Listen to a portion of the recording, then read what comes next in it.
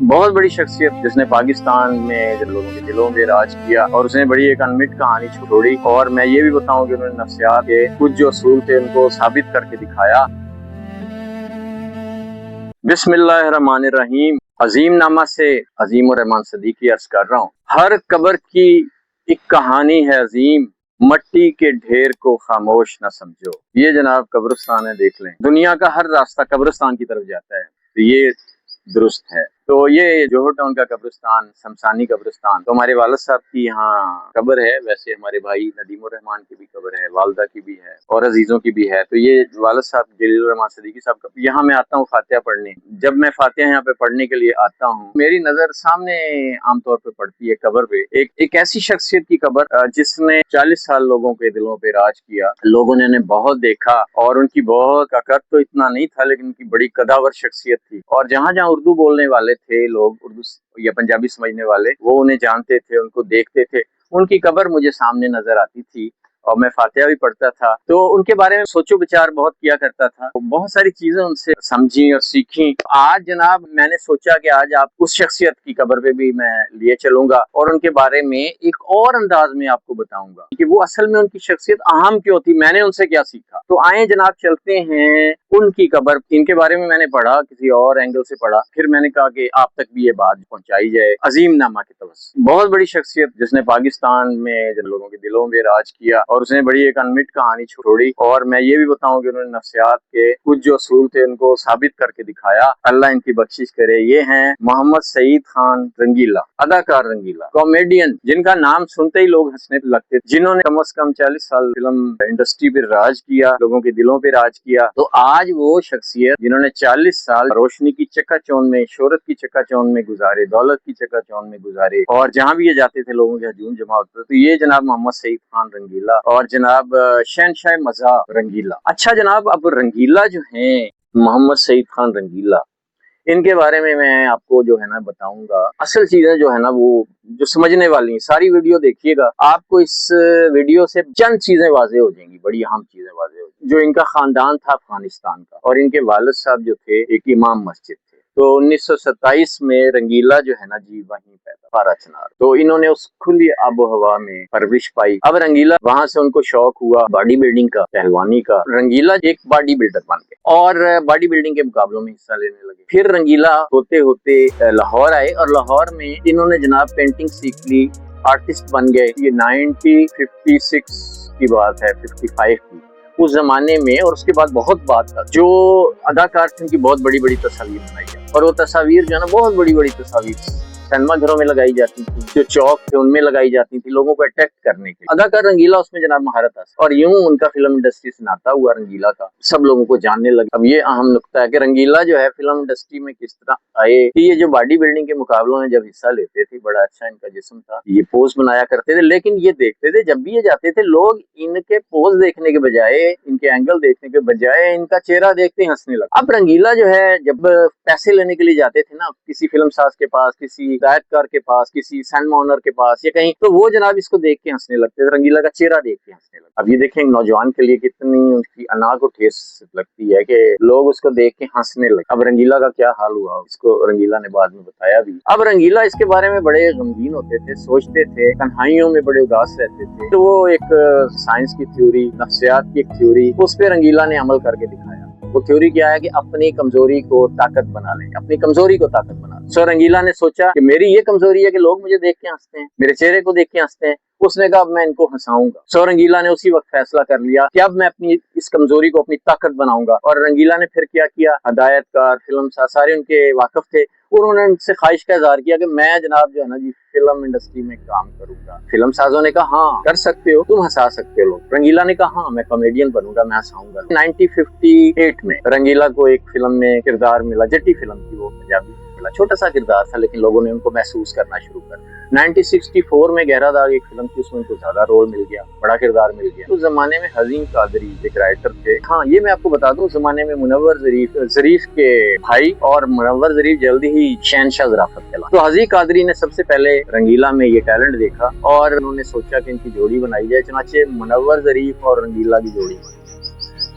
और ये फिल्मों की जरूरत बन गई। 6-7 साल ये सिलसिला चलता रहा, जहाँ मुनव्वर ज़रीफ शहंशाह ज़राफ़त थे तो रंगीला शहंशाह मज़ाक। अब जनाब जो है ना, दोनों की जोड़ी कम। अब रंगीला को फिर भी चैन नहीं। ये जो क्रिएटिव बंदा हो, जिसने महरूमियां देखी हो, जिसकी अना को जगह जगह ठेस पहुंचाई गई हो, वो रंगीला उसने अपनी कमजोरी को ताकत बना लिया था। अब जब वो सोचो विचार करता था, बड़ी क्रिएशन उसके अंदर आ गई। उसने अब सोचा, एक वक्त आया, उसने एक बहुत बड़ा फैसला किया जो फैसला कोई नहीं कर सकता था। उसने फिल्म बनाने का फैसला किया, और फिल्म भी अपने नाम पे बनाने का फैसला किया। इंडो पाक की जो फिल्म इंडस्ट्री में किसी ने भी नहीं किया होगा, उन्होंने किया। उन्होंने अपने नाम पे कहा कि मैं फिल्म बनाऊंगा, अपने आप पे फिल्म बनाऊंगा, अपनी स्टोरी पे फिल्म बनाऊंगा। चुनाचे उन्होंने ऐलान कर दिया रंगीला फिल्म बनाने का, रंगीला। और लोगों ने ये सोचा कि लो जी, ये फिल्म कहाँ चल पाएगी। रंगीला ने इस फिल्म को ऐसा बनाया कि जहाँ हंसाया, उस हंसाने वाले बंदे ने अपनी जात के अंदर छुपी जो महरूमियां थी, जो उसकी कहानी थी, वो उसको भी उजागर किया उसने इस फिल्म में, और उसको लोगों को रुलाया भी। रंगीला फिल्म जो है ना जी, सुपर हिट हो। और रंगीला जो है ना जी,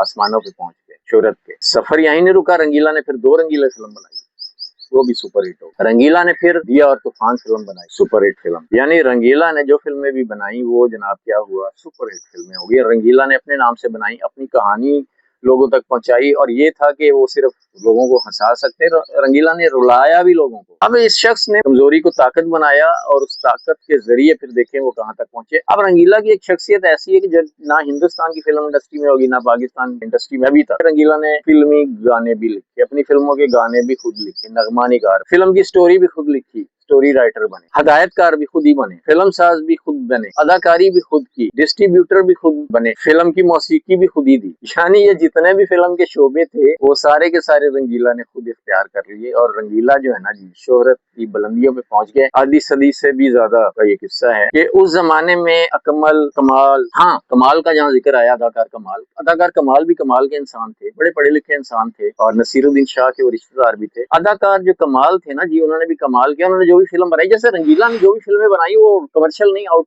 रूटीन से हटके बनाई, कोई सबक दी। कमाल ने भी जो फिल्में बनाई ना जी, वो भी कमाल की फिल्में बनाई, रूटीन से हटके बनाई। मसलन उनकी एक फिल्म इंसान और गधा फिल्म जो थी, इंसान और गधा। अच्छा, उस फिल्म में उन्होंने अक्कासी की थी सियासी रहनुमा, और उसमें रंगीला को अदाकारी के जोर दिखाने का मशवरा। यानी अदाकार रंगीला क्या होते हैं, गधे होते हैं, फिर वो दुआ करते हैं, इंसान बन जाते हैं, और वो जब दुनिया के सारे मसाइल देखते हैं, इनको देखते हैं, सियासतदानों को, तो फिर अल्लाह से दुआ करते हैं कि अल्लाह मुझे। अदाकार रंगीला जो है ना जी, नए नए तजर्बात करते थे, इतने पढ़े लिखे नहीं थे, पढ़ लिख ही सकते थे, लेकिन बला के ज़हीन थे ना, इंग्लिश फिल्में भी देखते, तो उन्हें एंथोनी क्वीन बड़ा पसंद आया, और उनकी एक फिल्म थी एंथोनी क्वीन की, उस फिल्म कुबड़े बने। अब रंगीला को वो बड़ा पसंद आई कहानी, सो रंगीला ने कहानी लिखी, उसके जनाब सारी तैयारियां की, और उस फिल्म में रंगीला खुद कुबड़ा बने, कुबड़ा आशिक फिल्म। वैसे ही उन्होंने गेटअप किया, और वो स्टोरी बिल्कुल हटके, और उनका गेटअप हटके, और वो फिल्म जनाब जब रिलीज हुई तो कहते हैं कि गुलिस्तान सिनेमा में रश लग गया। तो जनाब बाद में जनाब रंगीला भी देखने गए फिल्म। अब क्या हुआ कि उस फिल्म के एक शो ने आसमान पे पहुंचे हुए रंगीला। हाँ, मैं बता दूं आसमान में किस तरह पहुंचे थे। उस जमाने में बड़े बड़े अदाकार जो थे ना जी, बड़े बड़े हीरो ज्यादा से ज्यादा 25,000 मुआवजा लेते थे।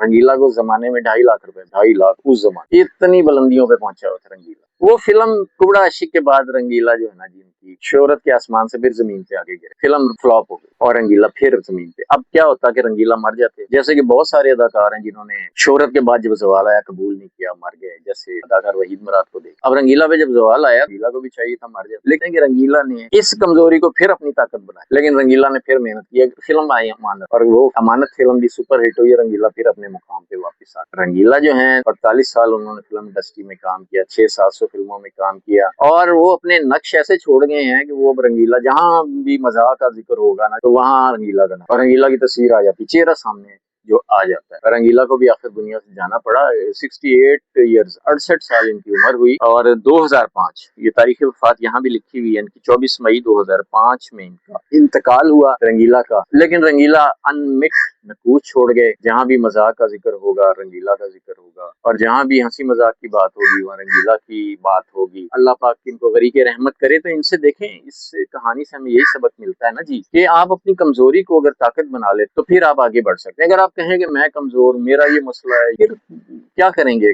लोग खुदकशी कर लेते हैं या नाकाम हो जाते हैं। तो रंगीला से, इस कहानी से मैंने ये सीखा रंगीला ने अपनी कमजोरी को अपनी ताकत बनाया और पूरी पाकिस्तान पे, पूरे हिंदुस्तान पाकिस्तान में राज किया। जहाँ जहाँ उर्दू और पंजाबी समझने वाले वहाँ उन्होंने राज किया, उन तक पहुंचे। अजीम नामा के तहत हमने एक सबक आमोज कहानी आप तक अदाकार रंगीला की सूरत में पहुंचाई। आप हमारे चैनल को सपोर्ट करें, लाइक करें, सब्सक्राइब करें, आगे पहुंचाएं और हमें बताएं आप क्या कहानी और सुनना चाहते हैं, वो हम आप तक पहुंचाएंगे इंशाल्लाह। और भी रिसर्च करके बहुत सारी चीजें आप तक पहुंचाते रहेंगे। मैं अजीम उर रहमान सिद्दीकी अजीम नामा से बहुत शुक्रिया। अल्लाह।